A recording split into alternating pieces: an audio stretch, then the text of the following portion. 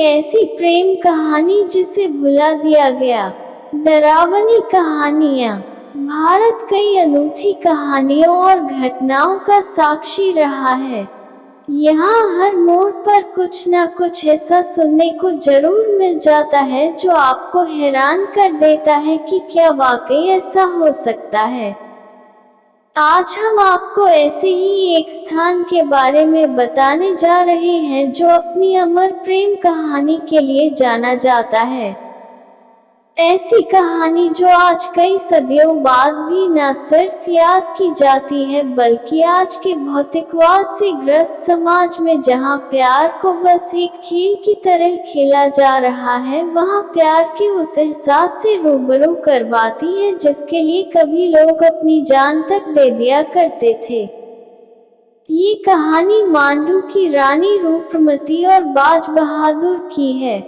इतिहास के पन्नों में दर्ज मांडू मध्य प्रदेश स्थित रानी रूपमती का महल एक समय पहले तक बेहद खूबसूरत हुआ करता था, इतना कि कोई भी उसे देखकर अपनी आंखों पर विश्वास न कर पाए कि क्या वाकई कोई इमारत इतनी बेहतरीन हो सकती है। इस महल के ऊपर मंडप बने हुए थे जहां बैठकर पूरा राज्य नजर आता था। ये महल 365 मीटर ऊंची और सीधी खड़ी चट्टान पर स्थित है जिसका निर्माण बाज बहादुर ने करवाया था। ऐतिहासिक कहानियों के अनुसार रानी रूपमती सुबह शाम मंडप पर बैठा सामने बहने वाली खूबसूरत नर्मदा नदी को देखा करती थी। महल के नीचे की ओर एक और महल है जिसे बाज बहादुर महल कहा जाता है और इस महल से रानी रूपमती का मंडप बहुत खूबसूरत नजर आता था। ऐसा माना जाता है कि जब रानी मंडप में होती थी तब बाज बहादुर अपने महल के झरोखे से रूपमती को घंटों निहारा करता था। सन 1561 की बात है जब मुगल बादशाह अकबर के सेनापति आदम खान ने मांडू पर आक्रमण कर बाज बहादुर को पराजित कर दिया और रानी रूपमती को अगवा कर लिया। रानी रूपमती ने आदम खान के समक्ष समर्पण नहीं किया और अपनी जान दे दी। इस घटना के बाद रानी रूपमती और बाज बहादुर की प्रेम कहानी अमर हो गई और अकबर ने ही इन दोनों की प्रेम कहानी को लिखित रूप प्रदान करवाया। मांडू में न सिर्फ रानी रूपमती का महल चर्चा बटोरता है बल्कि यहाँ कई और भी स्थान हैं जो अपनी खूबसूरती के लिए मशहूर हैं।